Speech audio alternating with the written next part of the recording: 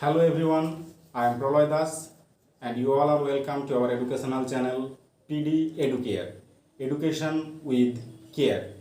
Here we try our best to present our every topic in simple and lucid language because your comprehension is our satisfaction. Hopefully you all are fine today, so without wasting any time, let us start our today's topic. Our today's topic is hard times, art of characterization or symbolism, or as a moral fable or drama. আজকে আমাদের আলোচ্য বিষয়টা হলো আমাদের যে টপিকটা সেটা হচ্ছে কি হার্ড টাইমস এর আর্ট অফ ক্যারেক্টারাইজেশন অথবা সিম্বলিজম অথবা as a moral fable or drama. Dickens's art of characterization in hard times is one of the important aspects of the novel. Dickens's art of characterization in hard times is one of the important aspects of the novel. এই নোভেলের একটা গুরুত্বপূর্ণ দিক, এই hard Times উপন্যাসটার একটা গুরুত্বপূর্ণ দিক হলো ডিকেন্সের art of characterization. His characters are on the one hand symbols on themselves and by the same token they are individuals too. His characters are on the one hand, একদিকে তার চরিত্রগুলো symbols on themselves, তারা নিজেদের উপরে যেন একটা symbols, তারা সিম্বলের কাজ করছে, and by the same token এবং একই সময়েই দে আর ইন্ডিভিজুয়ালস টু, তারা ব্যক্তিও। এর মানে দাঁড়ালো কি না, হার্ড টাইমসের যে ক্যারেক্টার্সগুলো রয়েছে তাদের মধ্যে ইন্ডিভিজুয়ালিটিও রয়েছে, ব্যক্তি বিশেষত্বও রয়েছে, আবার তারা সিম্বল হিসেবেও কাজ করছে। Even though many of these characters have names which indicate their personalities or philosophies, they are not caricatures but people endowed with both good and bad human qualities. Even though many of these characters have names, even though এমনকি যদিও many of these characters এই অনেকগুলো চরিত্রের have names which indicate their personalities or philosophy, যে সেই রকম নাম রয়েছে কিছু ক্যারেক্টারের যারা তাদের ব্যক্তিত্ব বা ফিলোসফিগুলোকে প্রকাশ করছে, দে আর নট ক্যারিকেচার্স, তারা কিন্তু ওই টাইপের ক্যারিকেচার্স নয়, but people endowed with both good and bad human qualities, তারা হচ্ছে এমনি মানুষ, people endowed with both good and bad human qualities, যাদের মধ্যে ভালো এবং মন্দ এই উভয় ধরনের মানবিক গুণাবলীগুলো রয়েছে। Because we all know that, কারণ আমরা সবাই জানি যে human beings are an assimilation of both good and bad, মানুষ হলো ভালো এবং মন্দের মিশ্রণ। তো এই মিশ্রণটা আমরা হার্ড টাইমসের যে পিপলগুলো রয়েছে, ক্যারেক্টারগুলো রয়েছে তাদের মধ্যেও আমরা দেখতে পাবো। Dickens uses symbols in his novel in order to give an exact shape to his moral purpose. Dickens uses symbols, Dickens symbols ব্যবহার করছেন in his novel, তার উপন্যাসে, in order to give an exact shape, একটা exact সঠিক রূপ দেওয়ার জন্য, to his moral purpose, তার যে নৈতিক উদ্দেশ্যটা রয়েছে সেই নৈতিক উদ্দেশ্যকে একটা সঠিক রূপ দেওয়ার জন্য ডিকেন্স তার নোভেলে সিম্বল ব্যবহার করেছেন। Most of the characters in the novel are an embodiment of a certain idea or principle. Most of the characters, বেশিরভাগ চরিত্রগুলো in the novel এই উপন্যাসে are an embodiment of a certain idea or principle, একটা বিশেষ ধরনের idea অথবা প্রিন্সিপালকে বোঝাচ্ছে। There are two groups of symbolic characters. এখানে দুই ধরনের সিম্বলিক ক্যারেক্টার্স রয়েছে। One symbolizing the objectionable qualities of Victorian life. একটা গ্রুপ কি করছে না, তারা সিম্বলাইজিং করছে objectionable qualities of Victorian life, objectionable qualities of Victorian life, Victorian লাইফের যে অবজেকশনেবল কোয়ালিটিসগুলো রয়েছে। অবজেকশনেবল কোয়ালিটিস বলতে যে কোয়ালিটিসগুলোকে লোকে অবজেক্ট করে, যেগুলোকে লোকে পছন্দ করে না, সেই রকম অবজেকশনেবল কোয়ালিটিসগুলো রয়েছে।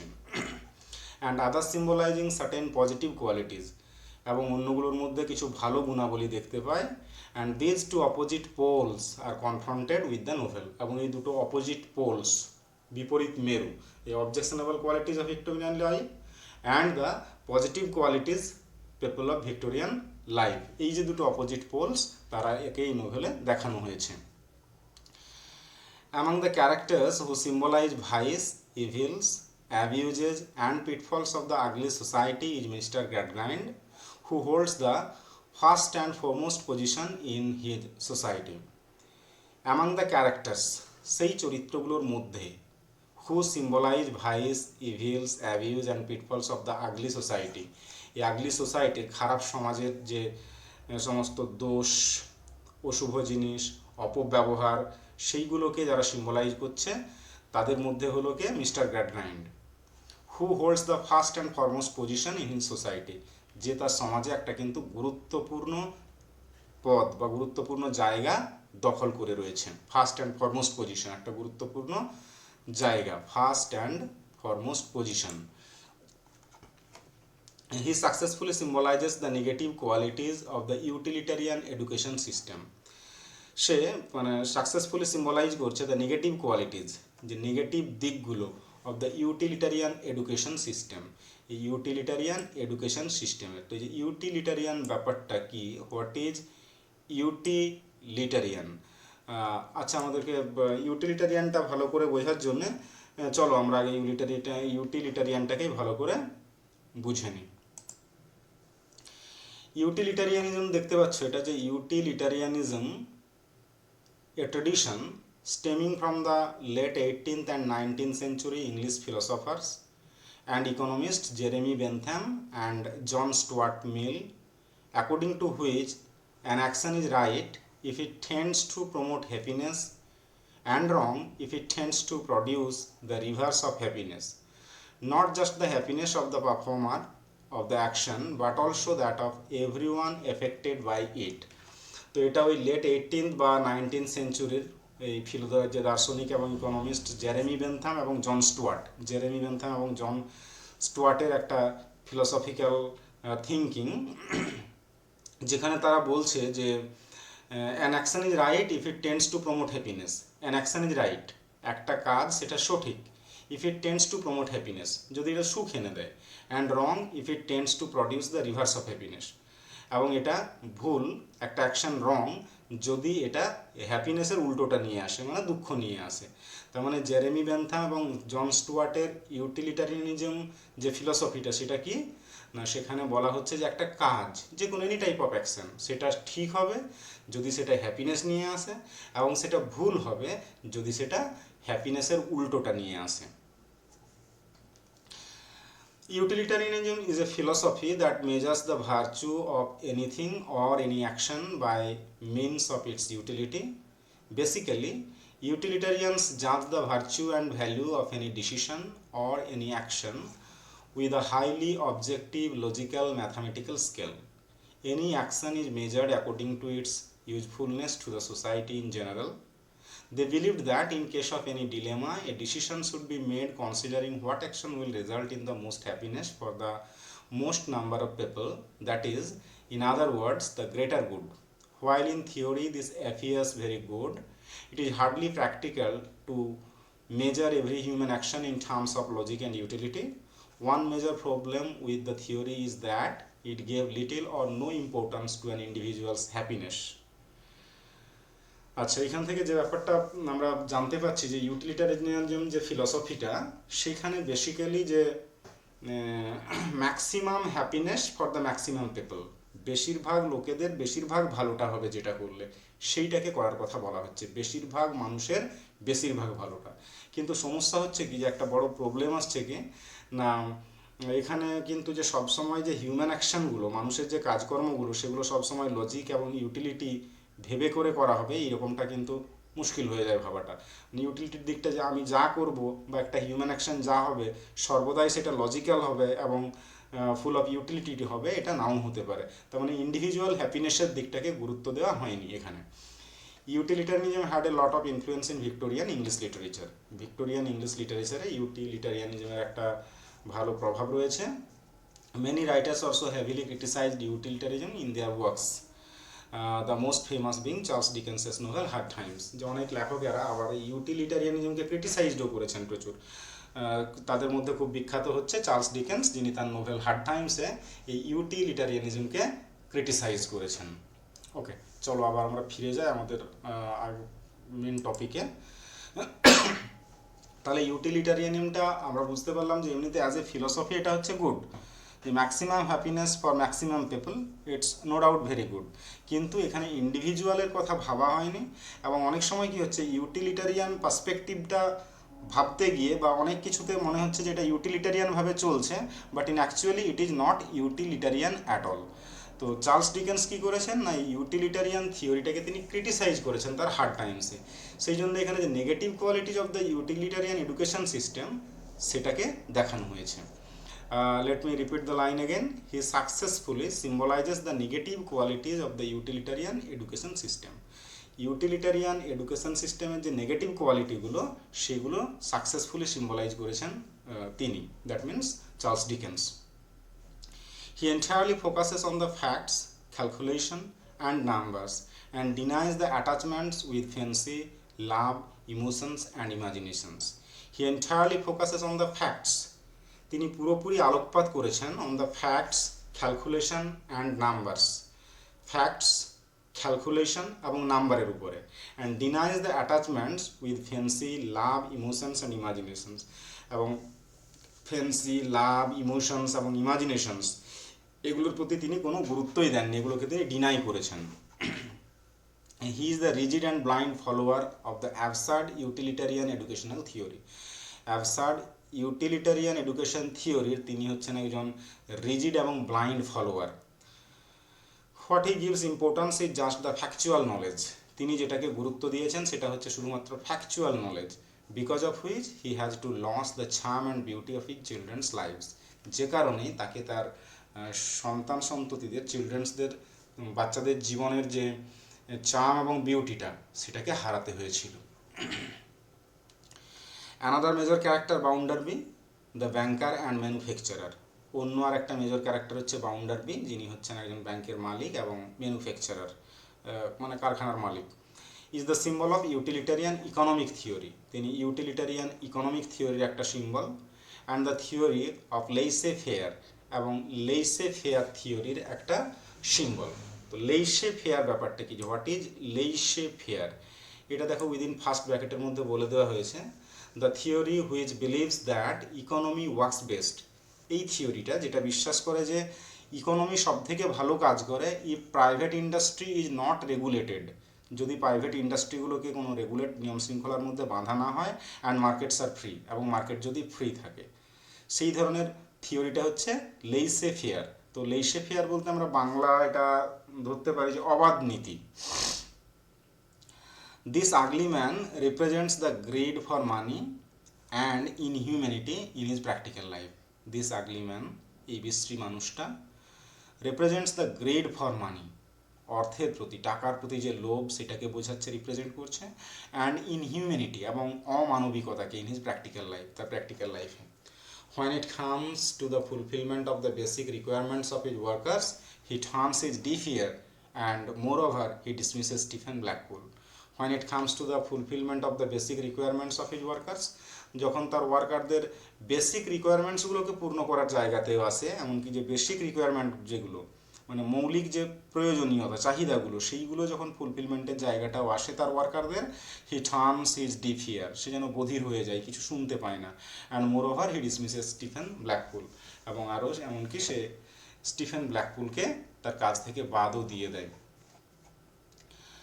Gradgrind and Bounderby are clearly and undeniably a personification of what was known as the utilitarian principle in Victorian economy. Gradgrind and Bounderby পরিষ্কারভাবেই নিঃসন্দেহে তারা হচ্ছে personification of what was known as the utilitarian principle in Victorian economy. Victorian ইকোনমির যে utilitarian প্রিন্সিপালটা বোঝায় সেটাকে বোঝাচ্ছে। But both of them have their individuality too, কিন্তু তাদের উভয়ের ইন্ডিভিজুয়ালিটিও রয়েছে, ব্যক্তিত্ব রয়েছে বা ব্যক্তি বিশেষত্ব রয়েছে। Gradgrind has a certain degree of compassion in his nature despite his blatant advocacy of facts and figures in comparison to Bounderby. Gradgrind has a certain degree of compassion. Gradgrinder's কিছুটা compassion, সহানুভূতিশীলতা আছে তার স্বভাবের মধ্যে, despite his blatant advocacy of facts and figures in facts and figures, যদিও সে facts এবং figures এগুলোকে বেশি গুরুত্ব দেয়, ইন কম্প্যারিজন টু বাউন্ডারবি, বাউন্ডারবির সাথে তুলনায়। মানে পুরোটা কি দাঁড়ালো যে বাউন্ডারবির সাথে তুলনায় গ্র্যাডগ্রাইন্ডের মধ্যে বেশ কিছুটা কম্প্যাশনেট সহানুভূতিশীলতা আছে, যদিও তিনি ফ্যাক্টস এবং ফিগার্সকে বেশি গুরুত্ব দেন। The daughter of Gradgrind, Louisa, becomes the symbol of the suffering and victim of wrong education and upbringing. The daughter of Gradgrind, Louisa, গ্র্যাডগ্রাইন্ডের কন্যা Louisa becomes the symbol of the suffering, ভোগান্তির একটা symbol, and victim of wrong education and upbringing, এবং এই যে ভুল শিক্ষা এবং ভুলভাবে বড় হওয়া তার একটা ভিকটিম হয়ে গেছে, সে তার একটা শিকার হয়ে গেছে, সে victim. She receives our sympathy when she can't identify her feeling of love and pain. She receives our sympathy, সে আমাদের সহানুভূতিটা পায়, when she can't identify her feeling of love and pain, যখন সে তার ভালোবাসা এবং যন্ত্রণার অনুভূতিটাকে আইডেন্টিফাই করতে পারে না। Tom, brother of Louisa, too, symbolizes the same dangerous product of his father's absurd theory of education and upbringing. Tom, যে হচ্ছে ব্রাদার অফ লুইসা, লুইসার ব্রাদার টু, সেও symbolizes the same dangerous product of his father's absurd theory of education and upbringing. তার বাবার যে absurd theory, শিক্ষা এবং upbringing নিয়ে, বড় হওয়া নিয়ে, তারই একটা ডেঞ্জারাস প্রোডাক্ট, বিপজ্জনক প্রোডাক্ট হচ্ছে Tom. Bijja symbolizes another evil of the then existing society and culture. Bijja সেও সিম্বলাইজ করছে অন্য একটা ইভিলকে of the then existing society, the then মানে তখনকার, দিদেন এক্সিস্টিং সোসাইটি, তখনকার যে সমাজ তার, অ্যান্ড কালচার এবং সংস্কৃতি, তাহলে তখনকার সমাজ এবং সংস্কৃতির অন্য একটা খারাপ দিক সিম্বলাইজ করছে Bitzer. He is the best product of Gradgrind's principle of education. He is the best product, সে হচ্ছে সব থেকে ভালো product of Gradgrind's principle of education, যে গ্র্যাডগ্রাইন্ডের যে প্রিন্সিপাল অফ এডুকেশন তার best product. For him everything is the matter of bargain and is controlled by self interest. For him, তার কাছে, everything is the matter of bargain, প্রত্যেকটা জিনিসই হচ্ছে bargain, দর কষাকষির ব্যাপার, and is controlled by self interest, এবং নিজের যেটাতে ইন্টারেস্ট আছে, নিজের যেটাতে লাভ আছে, সেটা দ্বারা কন্ট্রোল হবে। Mrs Sparsit becomes the symbol of snobbery and hypocrisy of the upper class of Victorian এরা।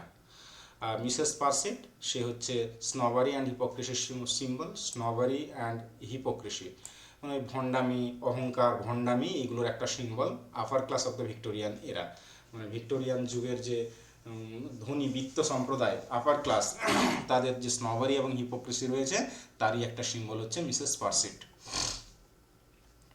The other group of people who represent positive features of that society are Stephen Blackpool, Russell, C.C. Jupe and Sarkis.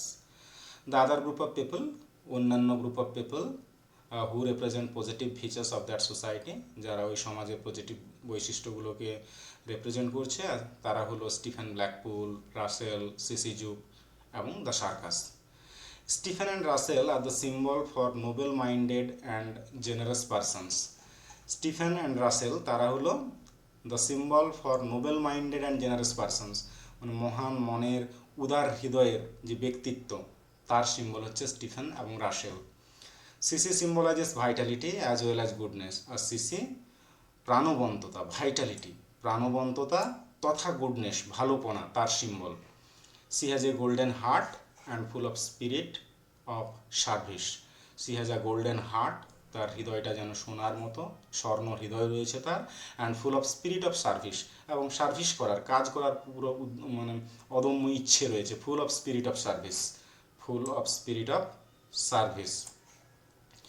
She represents the opinion of the antithesis of calculating self-interest. She represents the opinion of the antithesis of calculating self-interest. ওই calculating self ইন্টারেস্টের যে অ্যান্টিথেটিক্যাল মানে উল্টো যে ওপিনিয়নটা, সেটাকে represent করছে সে means Sissy জুপ।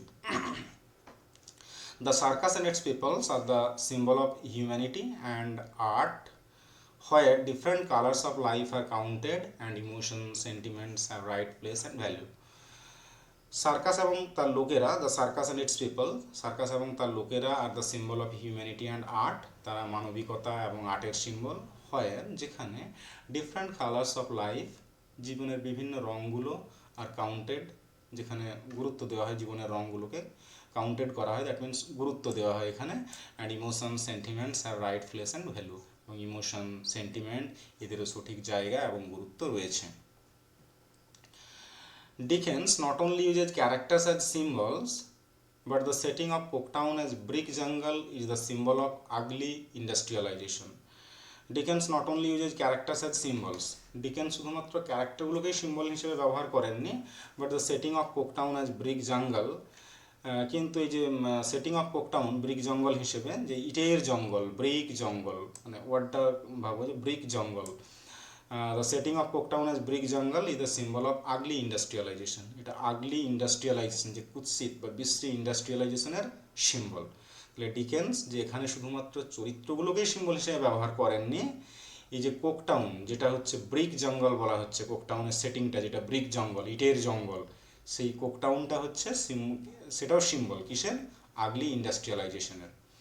The industries and factories scattering in the towns make the city dirty and with black smoke symbolize unnatural death of the workers by the modern monster-like machines. The industries and factories, ইন্ডাস্ট্রিগুলো এবং ফ্যাক্টরিগুলো scattering in the towns, যেটা শহরে ছড়িয়ে ছিটিয়ে রয়েছে, শহরের চারিদিকে রয়েছে যে ইন্ডাস্ট্রিজ এবং ফ্যাক্টরিজগুলো, মেক দ্য সিটি ডার্টি, এটা সিটিটাকে ডার্টি করে তুলেছে উইথ ব্ল্যাক স্মোক, এই ব্ল্যাক স্মোক দিয়ে। সেটা সিম্বলাইজ করছে কিসের? Unnatural death of the workers, ওয়ার্কার্সদের অস্বাভাবিক মৃত্যুটার symbol, by the modern monster like machines, এই আধুনিক দৈত্যের নেই যে মেশিনগুলো, সেই মেশিনগুলো যে কর্মীদের একটা অস্বাভাবিক মৃত্যু নিয়ে আসছে, তারই সিম্বল হিসেবে কাজ করছে ইন্ডাস্ট্রি এবং ফ্যাক্টরিগুলো, যেগুলো শহরে ছড়িয়ে ছিটিয়ে রয়েছে এবং এই শহরটাকে নোংরা এবং অন্ধকার করে দিয়েছে ধোঁয়াতে। অন দ্য হোল, সামগ্রিকভাবে most of the characters in Hard টাইমসের বেশিরভাগ চরিত্রগুলোই আর নো ডাউট, নিঃসন্দেহে, embodiments of certain ideas and concepts, তারা কিছু আইডিয়া এবং কনসেপ্টের embodiment. Most of them have indeed a symbolic significance, তাদের বেশিরভাগের মধ্যেই সিম্বলিক সিগনিফিক্যান্স রয়েছে ইন দিস নোভেল, এই উপন্যাসে, which has been called a fable or a morality drama, যেটাকে একটা ফেভেল বা মোরালিটি ড্রামা বলা যেতে পারে। Where goodness represented by Sissy Jupe and the company becomes victorious over the evil represented by Gradgrind, Bounderby and the company. যেখানে where goodness represented by Sissy Jupe and the company, যেখানে গুডনেসটা যেটাকে represent করছে CC Jupe এবং তার সঙ্গী সাথীরা, যে Sissy Jupe and the company, Sissy Jupe এবং তার সঙ্গী সাথীরা যে গুডনেসটাকে রিপ্রেজেন্ট করছে, সেটাই কিন্তু বিকামস ভিক্টোরিয়াস, সেটাই জয়ী হয়ে যায় ওভার দ্য ইভিল, অশুভের উপরে, represented by Gradgrind, Bounderby and the company. যেটাকে এই ইভিলটাকে রিপ্রেজেন্ট করছে কি? গ্র্যাডগ্রাইন্ড, বাউন্ডারবি এবং তার সঙ্গী সাথীরা, এই যে গ্র্যাডগ্রাইন্ড, বাউন্ডারবি অ্যান্ড দ্য কোম্পানি। আমরা প্রথমে দুটো সেট অফ ক্যারেক্টার্স পেয়েছিলাম, তাহলে গুডনেস আমরা অ্যাট লাস্ট দেখতে পাই কি না, goodness becomes victorious over the evil. And yet we could confidently say, এবং তবুও আমরা কনফিডেন্টলি বলতে পারি that each of the characters is living individual, প্রত্যেকটা চরিত্র হচ্ছে living individual and not merely a typical character, এবং শুধুমাত্র যে টিপিক্যাল ক্যারেক্টার, একটা বিশেষ ধরনের ক্যারেক্টার সেরকম ব্যাপারটা নয়, প্রত্যেকের মধ্যে ইন্ডিভিজুয়ালিটিও রয়েছে।